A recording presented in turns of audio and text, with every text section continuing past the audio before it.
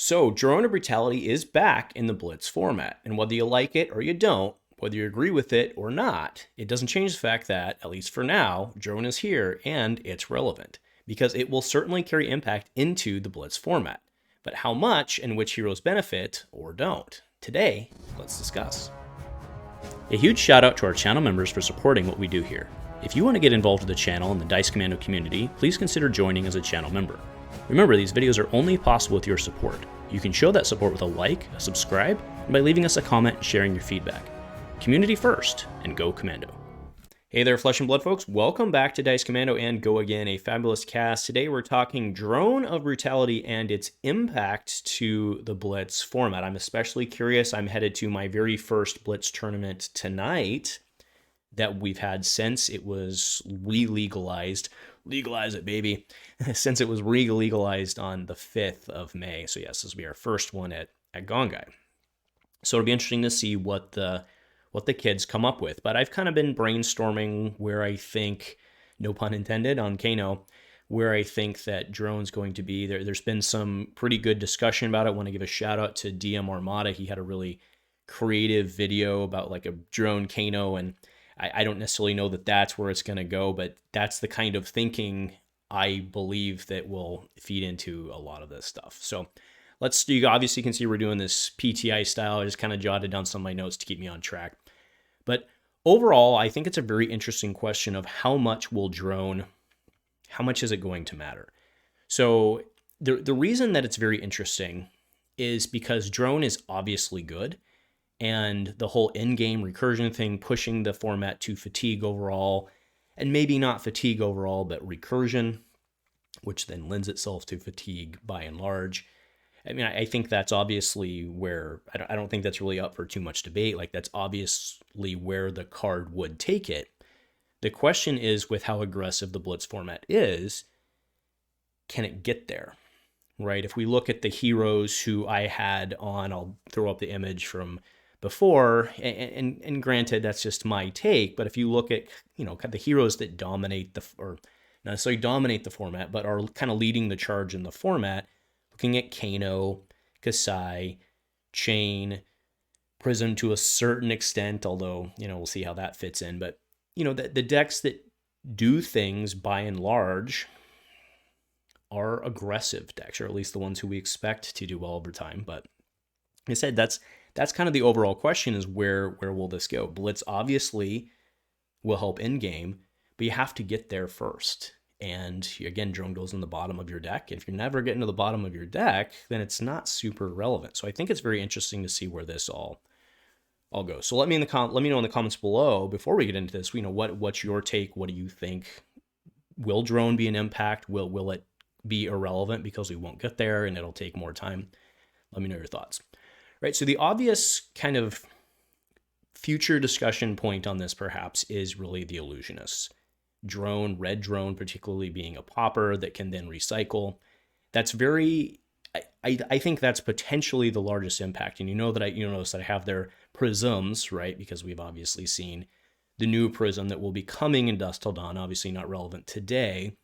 But a lot of times they do these forward-looking things, and there's a very reasonable argument or speculation to be made that part of the reason they brought drone back was because of the strength or need for it in the future, and they kind of wanted to dry run it before we got there. I think that's a very reasonable guess. May or may not be true, but I think it's worth talking about, and specifically to the Illusionists that we have today. A big advantage that a lot of the Illusionists have is that a lot of the decks don't want to play poppers. And because it's a non-sideboard format, as you're all painfully aware of, you don't have to, but it's generally a good idea to include a few poppers. And the ability to then recycle those and get them to bottom of deck, it's not irrelevant, right? It's not irrelevant. So in terms of the Prism list out there, I don't know that it supremely impacts Prism with the way that she kind of does her aura stabby stab thing. Jeremiah, I think it does impact. If, because it's not all that hard. Part of, some against many, not many, against some heroes, Dromai's way to win is to kind of pitch stack rakes, which then means that you're playing like a longer game. And I think that being able to do 2 poppers and then have 2 poppers on the bottom of your deck that are coming back around when you might need them for, Rake the Embers, I think that's very relevant. So that's kind of where I see it right now. I think Dromai probably takes the big hit early on this. And I think Prism's probably in about the same spot. That's kind of my thought. But again, let me know if you agree or disagree. And we can talk a little bit about some of the specific includes later, who might run it, who won't. But in terms of the aggression and how fast Prism moves, I don't think it's going to be a huge impact to her. But Dromai, I think it will be. All right, next up is Ira. So I do believe that Ira is relevant now in the new meta, or in the new drone meta, because of the classic Ira play, right? It's almost like a fatigue Ira of sorts, not a true fatigue Ira, but kind of, right? Where she can have a 2-card hand and, stabbing for 1 with a Kodachi and then coming in with CNC for 7, or even a drone for 7, then being able to cycle those drones while you also have on board your Flick Flax, which then buff your combo card for the next defense. It's very strong, and I don't see Ira not being relevant again. She's a massively efficient hero. No secret, we've talked about that many, many times on here before, how much I love her and her math. And sure, she can't necessarily compete in the previous Blitz format, but Drone may change things for her significantly for the end game. Because again, if she has the ability to Kodachi, drone, and then block with a couple drones, and as long as she can keep the 0 in there to keep stuff, correct. Because if let's say in a case where both players have 5 drones in their deck, 6 drones in their deck, whatever it may be, in game, it's a stalemate. But you add in the Kodachis on top of that with 3 blocks, right? It becomes relevant. So we'll have to see how that plays out. But I can't see Ira not at least moving. Will she be tier 1? I don't know. But I do think she definitely moves up in the tiers for sure. The next deck that's going to be very interesting to see where it goes is Infinite Uzuri. And the reason, this is pretty self-explanatory. Needs a fatigue card, or needs a stealth card, and then can swap out for any drone, which makes them overblock and costs you net 0 cards, right? Because drone would then go back to your deck. And both of them would actually be then on the bottom of the deck in order, because you put the stealth card and then drone under to just do it again. So by halfway through the game or so, you've actually literally stacked everything in the order that you wanted. That's pretty strong, right? That's pretty good.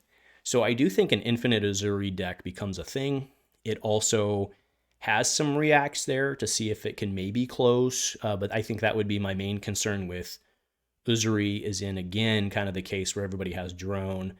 Where everybody has drone in game. I don't know how you necessarily do close it out, but it's very fascinating from a, she can go infinite and you have lots of cards. And in theory, she would never lose a card from attacking, right? She would only lose cards for blocking.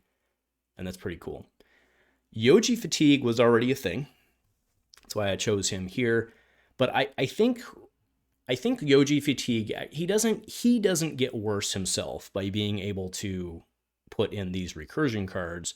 But in a world where everybody has recursion, right? In a world where everybody has drone, I do think that his fatigue plan of swinging hammer and just taking cards, I think that kind of goes away over time, right? Because if everybody has drone, then he doesn't need to. So I think Yoji actually gets worse. That's my initial take. Let me know, in practice, unless everybody's running drone, he probably did get better, but I can't see people not running drone for that very reason of fatigue decks become more popular. Fatigue decks more popular, going to want to run drone. So I think Yoji got worse. For you Yoji players out there, people who've been playing around with this deck, let me know what you think. I've been, like I said, I hadn't been secret. I've been playing around with this, and adding drone is an obvious to this, but I don't think it actually like changes much overall. And I think the fact that other people have it make it more. So let me know. Moving on to Riptide. So we already had that video. I'll link it, the Nourishing Riptide video. I'm 50-50 also on if he got better or not, being able to go in, and he just has to play a slower game, right? I think overall the deck's better having Nourishing in there and having more having Drone in there and more attacks. But again, remember, you can't use the mass to tutor necessarily Nourishing because you could potentially hit a Drone instead. So I think it just becomes a much slower game for him. And again, with everybody else potentially running Drone, that deck does run Talishar. Some versions of that deck run Talishar. I personally think you should run you should run Red Boar. That's what I personally think. But I have seen it run Talishar, and the Talishar one I think becomes completely irrelevant with Drone out there. So I do think you have to run Red Boar. But again, I think it just has to move slower, rely more on the traps for the early stuff, and then once you have Nourishing, do your thing. But I think it becomes less effective. But on the other hand, it's got Dominate, and Drone only blocks for 2.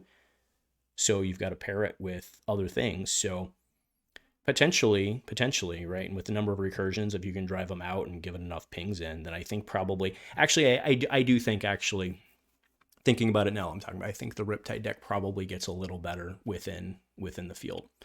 Kassai is an interesting one, because what I would want to, be in the Dromai match specifically, I run, for the Illusionist match, it's no secret that I run 2 Raging Onslaughts. I still prefer that one in Blitz over Fyendal's, but there's a real debate there on whether to run Red Drone. The issue with Red Drone is that it's not yellow, which is, it definitely changes the pitch profile, but it's an infinite popper. So I really need to test that one out and see if the change to the pitch profile matters. Also losing that 3 block from an on hit, right? Because Raging is a 3 block and Drone's a 2 block. Losing that, I think, matters in some cases. But again, having Nourishing on the bottom when you need it, specifically like against Dromai, I kind of already talked about that. It's a big deal. All right, Kano, I don't see why Kano wouldn't run at least the blues, right? And probably, I don't know that he does run the red. I'll be honest, I'm not a good enough Kano player I understand functionally how it works, but I don't run Kano, right? So unless you're doing a deck specifically built around it, I don't know that you do run Red Drone, because I think that you want to, like I said, maybe you run Blue Drone, but I think what works for Kano in this format right now is he's just so aggressive and he can just deal 20 some damage in one shot. And I think you really don't want to risk screwing that up with having another card that you don't want. So that's kind of where I stand on Kano. But again, for you Wizard players, let me know if you agree, if you disagree, why I'm wrong. Dash and Chane, I put them together because I think there's no change to either one of them.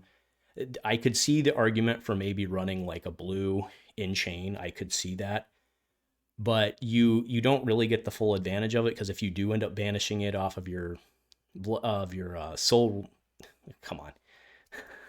His thing, gosh dang it, his aura, I'm sorry. It'll be obviously up.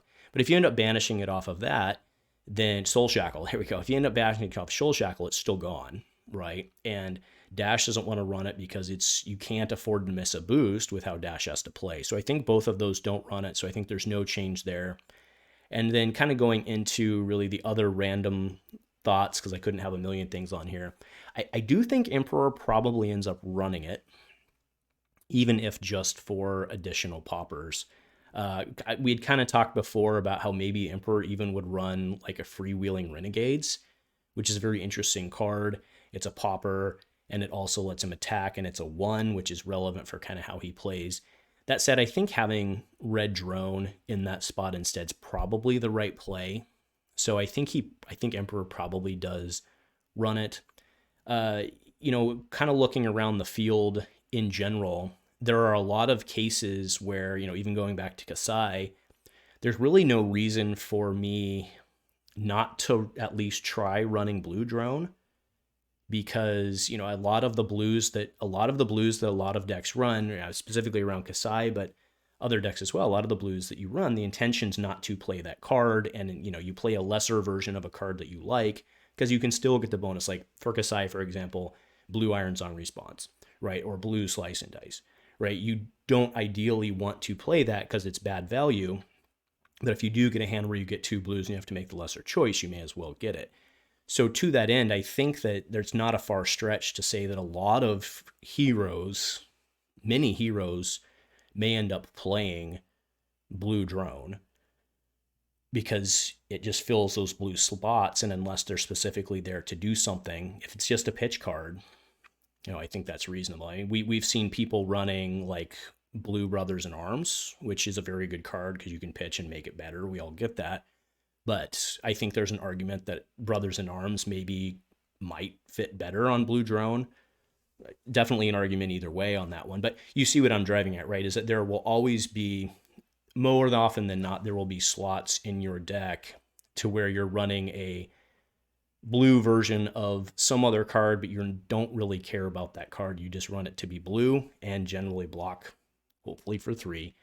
But if you can get recursion on it in a meta where everybody's going to be trying to fatigue, I mean, let's be honest, with drone out there, where else is this going to go, right? That's going to be kind of the point, I think. So having a little more fatigue protection for your end game's probably the right play. So anyway, those are my thoughts around drone. I'm going to be very curious to see how this develops in the next couple of weeks. Very excited to get my hands into Blitz tonight. I am debating whether I'm going to bring Kassai again or I try Arachne. I'm probably leaning towards Arachne because I won the last one with Kassai. So, but it's a new meta too, because drone wasn't legal last time. So anyway, that'll do it for me today. I'm very, very curious to hear what the rest of y'all think. So let me know below. Let's get the conversation started. Keep the conversation going. And if there's cool stuff to talk about, we'll come back and circle back on it. So anyway, folks, thanks so much for checking in. If nothing else, go Commando.